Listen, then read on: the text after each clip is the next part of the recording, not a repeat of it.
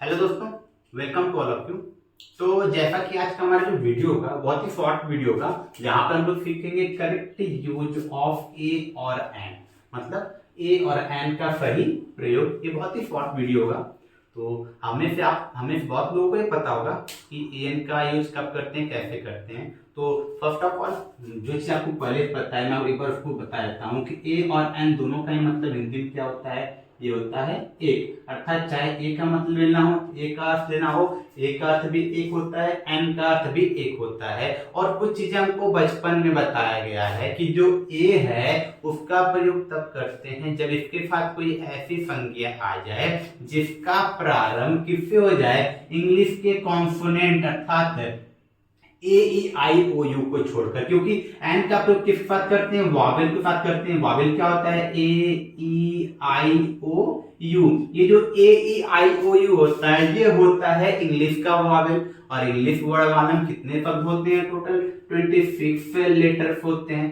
Sorry मैंने शब्द बोल दिया, लेटर्स अक्षर। तो कितने अक्षर होते हैं, 26 अक्षर होते हैं, 26 लेटर्स होते हैं। इन 26 लेटर्स में जो 5 लेटर्स होते हैं ए ई आई ओ यू, ये होते हैं हमारे वॉवेल अर्थात स्वर होते हैं। इनको छोड़ने के बाद जो बचे हमारे 21 अक्षर वो क्या होते हैं, व्यंजन। और उन्हीं व्यंजन के बाद क्या यूज करते हैं, ए का प्रयोग करते हैं। अर्थात ऐसे संज्ञा शब्द जिनका प्रारंभ किसी कॉन्सोनेंट से हो जाए इंग्लिश के, उसके पहले किसका प्रयोग करते हैं, एक के लिए, वहां पर ए आता है। लेकिन ऐसे संज्ञा शब्द जिनका प्रारंभ किससे हो जाए, इंग्लिश के किसी वॉवेल से, ए ई आई ओ यू से, तो किसका प्रयोग करते हैं हम लोग, वहां पर लोग प्रयोग करते हैं एन का। लेकिन ये बात हो गई हमारे बचपन की, जो हमको बचपन के क्लासेस में, जो छोटे क्लासेस थे वहां पर बताया गया था। यहाँ पर बहुत सारे यूज होते हैं जहां पर कहने को तो आएगा हमारा कॉन्सोनेंट। जैसे मैं यहाँ पर लिख देता हूं यूनिक, यूनिक। और यहाँ पर मैं यू को देखकर अगर इसके पहले क्या लगा दूं, इसके पहले अगर मैंने यू को देखकर क्या लगा दिया, एन। जैसे कि he is an unique boy. इसी तरह मैं क्या बोल दूं कि एक सेंटेंस में और लेता हूं। जैसे कि अगर मैं कोई सेंटेंस लेता हूं, राम इज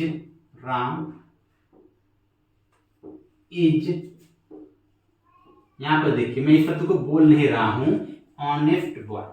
तो यहां पर हमको दिख क्या रहा है, हमने अगर अपने बेसिक रूल को जो हमको बचपन में बताया गया है कि जो नाउन होता है उसमें क्या जुड़ जाए, कोई वॉवेल जुड़ जाए इंग्लिश का, जैसे ए ई आई ओ यू, तो यहाँ पर यू जुड़ा है तो इसको देखकर हम लोग क्या लगा देंगे, एन लगा देंगे। अगर कोई नाउन के पहले क्या लग जाए, जैसे नाउन, इस नाउन के पहले क्या लिखा गया है, एडजेक्टिव, इसमें क्या लगा हुआ है, यच लगा हुआ है, तो इसको यच को देखकर हमने ए लगा दिया है, तो ये दोनों ही सेंटेंस क्या हो गए, गलत हो गए। ऐसा क्यों हो गया, क्यों दोनों सेंटेंस गलत हो गए, इसके पीछे की वजह क्या होती है।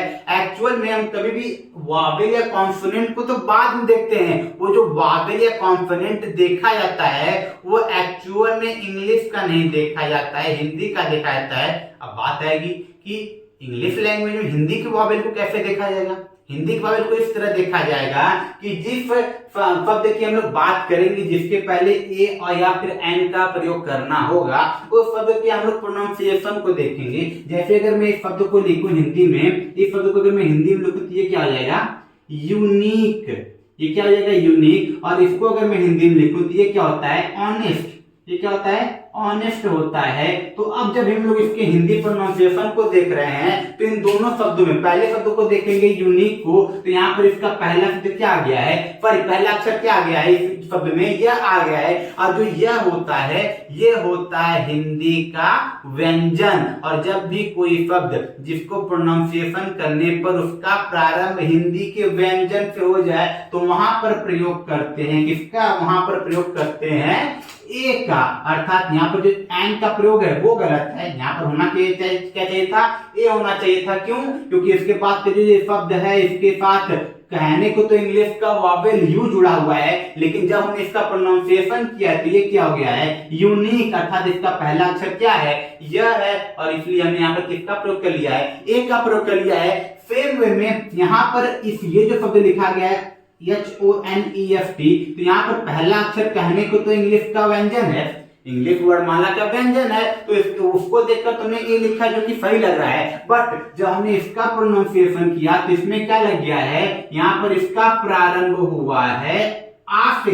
किससे हुआ है, आ से हुआ है, जो कि हिंदी का क्या होता है, ये हिंदी का होता है स्वर। तो जब भी किसी शब्द का प्रारंभ हिंदी के स्वर से हो जाए, अ आ ई उ इनमें से किसी से हो जाए, तो वहां पर हम लोग उस शब्द के पहले किसका प्रयोग करेंगे, हम लोग प्रयोग करेंगे एन का, ए का प्रयोग नहीं करेंगे, भले से उस शब्द का प्रारंभ किससे हुआ, कॉन्सोनेंट से ही क्यों ना हुआ। इसी तरह हम लोग अगर बात कर ले एन आवर का प्रयोग करते हैं, एन आवर, क्यों, यहाँ पर कहने को तो यच आया हुआ है, लेकिन इसके पहले एन लिखते हैं, क्यों लिखते हैं, क्योंकि यहाँ पर ये जो शब्द है इसको पढ़ा क्या जाता है, आवर पढ़ा जाता है, और यहाँ पर ये जो शब्द आ गया है ये क्या है, ये हिंदी का स्वर है। इसी तरह ये सारी चीजें हमको क्या बयां कर रही है, सारी चीजों को एक साथ पिरो कर बताऊं तो जब भी कोई शब्द उसका प्रोनाउंसिएशन किया जाए, उच्चारण किया जाए, उच्चारण करने पर उस शब्द के प्रारंभ में हिंदी का अगर स्वर आता है